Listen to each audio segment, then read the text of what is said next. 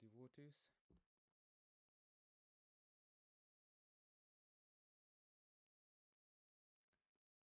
So, last time we discussed uh, Bhagavad Gita chapter 1, observing the armies on the battlefield of Kurukshetra. And we talked about texts 25, 26, and 27. So, in the text 25, we see in the presence of Bhishma, Drona, and all the other chieftains of the world, the Lord said, "Just behold, Partha, all the Kurus assembled here." Text 26, there Arjuna could see within the midst of the armies of both parties his fathers, grandfathers, teachers, maternal uncles, brothers, sons, grandsons, friends, and also his fathers-in-law and well-wishers. Text 27. When the son of Kunti, Arjuna, saw all these different grades of friends and relatives, he became overwhelmed with compassion and spoke thus. So in these three verses we looked at important words here. In the text 25, it was the word Hrishikesha, which means Krishna, the Lord of the senses, and also Partha, which is Arjuna's name, because he is the son of Pritha. And Krishna said that he agreed to to to render his service, so to say, to his devotee, to Arjuna, because he was the son of his aunt. And Krishna also said that it is not good for his for the son of his aunt Kunti to show the weakness of the heart in front of this big trial for Arjuna. And text 26 and 27, there are different types of relatives. The list of different relatives assembled here.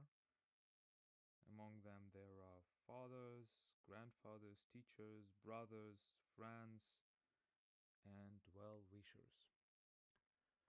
So today we will try to discuss a few more texts. I hope we will have time for text 28, 29, maybe 30. We'll see. I will have something around 20 minutes to discuss this, to read, discuss, and well, we will see what we can do with these texts. So text 28. And today finally I found the purport of Srila Vishwanatha Chakravarti Thakur. It is called oh, I forgot what is the name of this. Varshanitika. Sarartha Varshanitika. I may maybe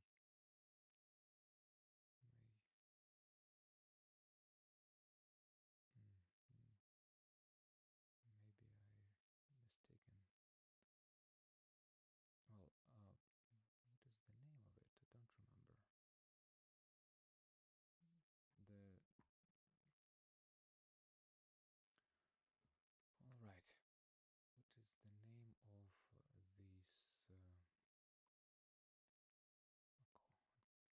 purport of Srila Vishwanatha Chakravarti Thakur?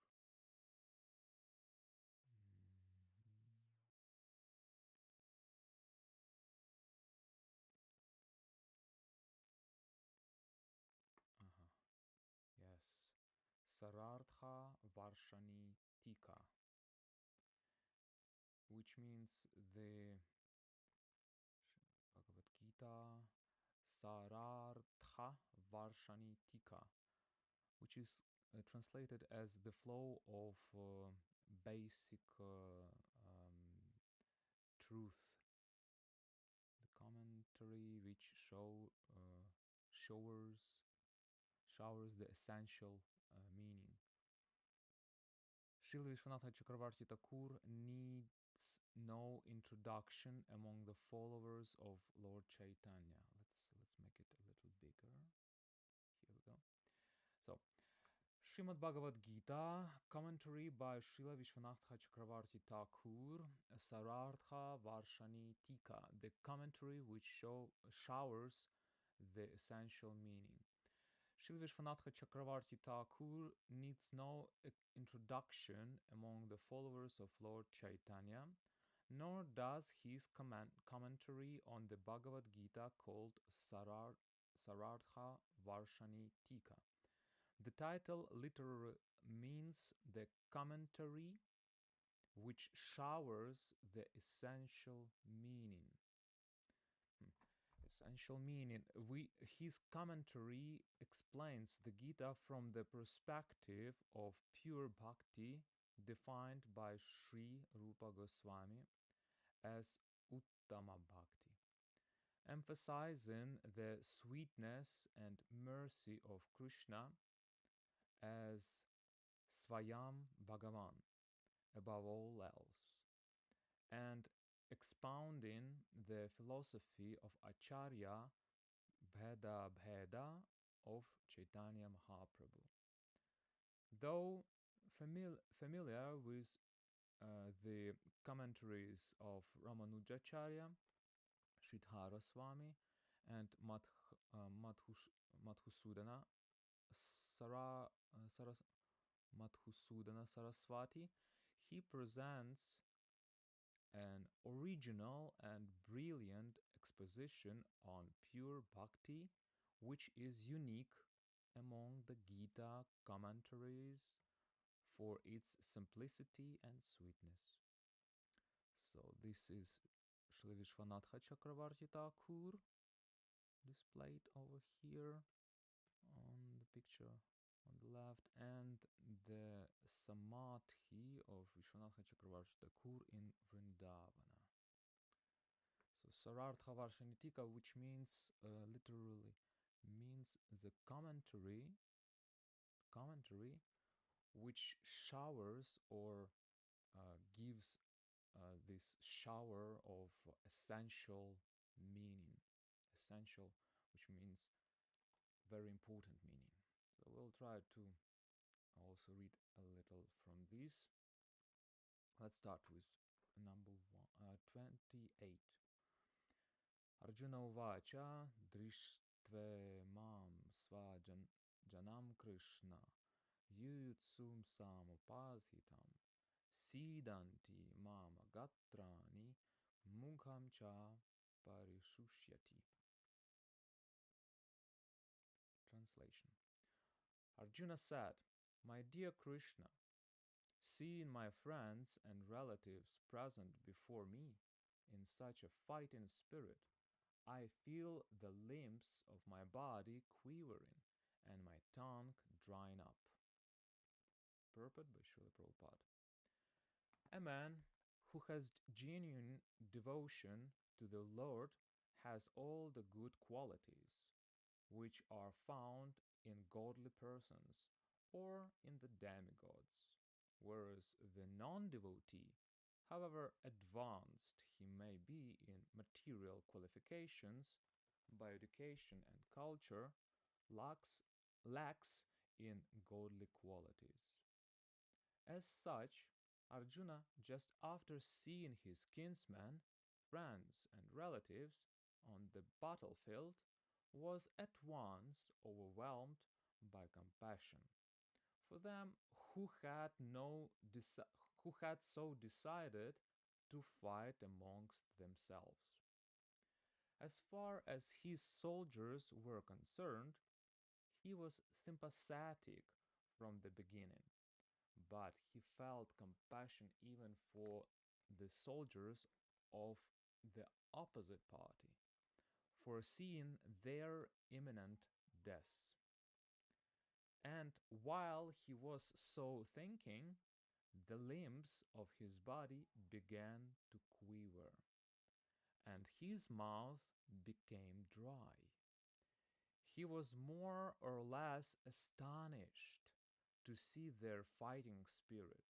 Practically, the whole community, all blood relatives of Arjuna, had come to fight with him.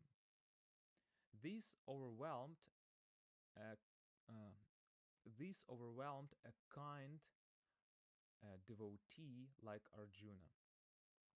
Although it is not mentioned here, still one can easily imagine that not only were Arjuna's bodily limbs quivering and his mouth drying up, but he was also crying out of compassion.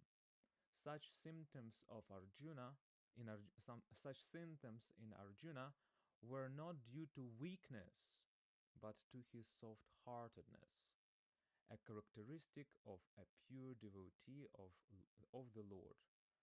It is said, therefore, well, I will try to read the Sanskrit. Sometimes I will skip it, but today I'll try to read it. Yasyasti Yasyasti bhaktir bhagavati sarvar gunais tatra samasate sura harav abhaktasya kuto mahad guna mano rathena sati dhavato bahih. Again, sorry about my reading of Sanskrit. I'll try to improve it. One who has unflinching devotion for the personality of Godhead has all the good qualities of the demigods. But one who is not a devotee of the Lord has only material qualifications that are of little value. This is because he is hovering on the mental plane and is certain to be attracted by the glaring material energy. Bhagavatam, Srimad Bhagavatam 5:18-12. So here in this verse we see that Arjuna had problems. He was not himself at this moment. He just looked at those people who assembled on the both sides of the battlefield, and he says to his friend, he says, "Dear Krishna, I feel my limbs quivering and my mouth drying up. These are the consequences of what he saw in front of him and behind him. There were people who were so eager to kill each other, and Arjuna, not just people, they were relatives who were so eager to kill each other. And Arjuna understood from that point that they are all going to die. And so he was having this quivering of the limbs and the mouth dried up, not because he was afraid. No, it was because he understood that they are going to die, and he had his natural compassion for them. Not only limbs were quivering and mouths drying up, but Srila Prabhupada also says that probably, like, he was also crying. Yeah, it can be. And in this purport, Srila Prabhupada says that, of course, Arjuna is a great, genuine devotee, as he says in the beginning, genuine devotee of the Lord. And so he has all the good qualities. He has godly, he is a godly person, and he has good qualities. And at the end of this purport, Srila Prabhupada, he cites the verse from Bhagavatam, where he states that the person who has devotion for the personality of Godhead, he has all the good qualities of the demigods. And that person who is not devoted, who is not a devotee of the Lord, doesn't matter whatever material qualification and how how much culture, uh, how much cultured person is he. It doesn't really matter, because all these good, so-called good qualities of non-devotee are are just centered. Uh, these qualities, they serve material energy. Let's see, what does Gauranga Priya Prabhu have for us? Does he have? Oh, okay, so it's the next part of the Bhagavad Gita, of the first chapter. It's from text 28 to 46, and the main like topic of this section is Arjuna's 5 arguments not to fight. So here Arjuna will try to show that he is not going to fight because of some reasons, and here are the reasons. Practical application of this section, number 2. Identification with and attachment to the body disables a person from executing his religious duties, which is ultimately to execute Krishna's will. So when we are so much attached to our body, and we are not it's very difficult for us to execute our duties. It is interesting to analyze the cause and effects of Arjuna's bewilderment. So, and here are 5 arguments which Arjuna will show in the following verses. First argument, it's compassion. Arjuna was compassionate towards his relatives, not only relatives, towards all the warriors. Loss of enjoyment. He will lose some satisfaction from his life. Fear of sinful reactions.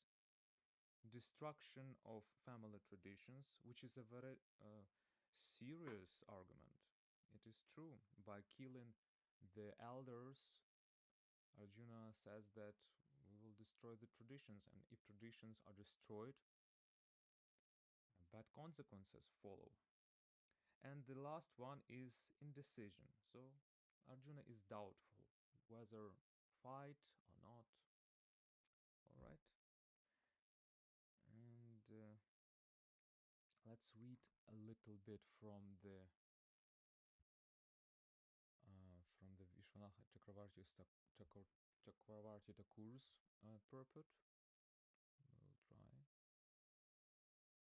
is text 28.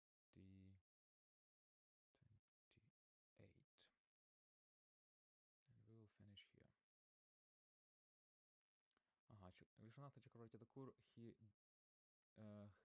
he doesn't have purport to this particular text. Seeing all the translation. Seeing all the relatives and friends gathered to fight, my limbs are weakening, My mouth is drying up, my body is trembling, and my hairs are standing on end. My bow is falling from my hand, and my skin is burning. All right. Srila Vishwanath Chakravarti Thakur, he translated these two verses together, and and he has a little purport here. Seeing all these known people, my mouse. No, it's like this one is the 28 and this one is the 29th verse. So there is no purport here. Seeing all these known people, my mouth has dried up. The phrase "as I stand here." Oh no, it's a purport actually. It's a purport. Srila Chakravarti, he just states the first part here. So it's a purport. Seeing all these known people, my mouth has dried up. The phrase "as I stand here" should be added at the beginning of the sentence. As I stand here should be at the beginning of the sentence. As I stand here, seeing these, my limbs become weak. So Srila Vishwanath Chakravarti, he says that it should be said in the following way. First, as I stand here, and then the consequence, my limbs become weak and everything else. All right. So we see that Arjuna has he experienced big big frustration. He experiences serious doubts, and it looks like he is going. It's something that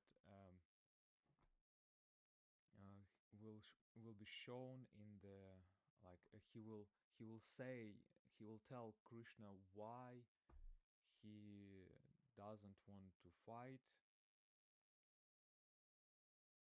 and but now we see that he has doubts about whether he should be there at this moment. It's interesting situation because usually kshatriyas they are willing to fight. This is their nature. Fighting, it's normal for kshatriyas as for sportsmen to go to some tournaments. They are willing to go to some tournaments to show their strengths. And Arjuna is also the person who likes what he does. He was educated for doing this duty. But now we see that Arjuna is not so sure. And here we also see my bow is fallen from my hand, which is absolutely serious situation because he vowed that when I take, Arjuna says, like, when I take my bow for fighting, I will not let it go until the fight is over. All right, here we can stop. We will try to continue next time. It's text 28. If you have any questions, comments, please write down below.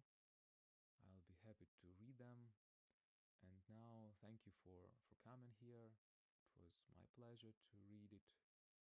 Hopefully it will be helpful for someone as well. See you next time.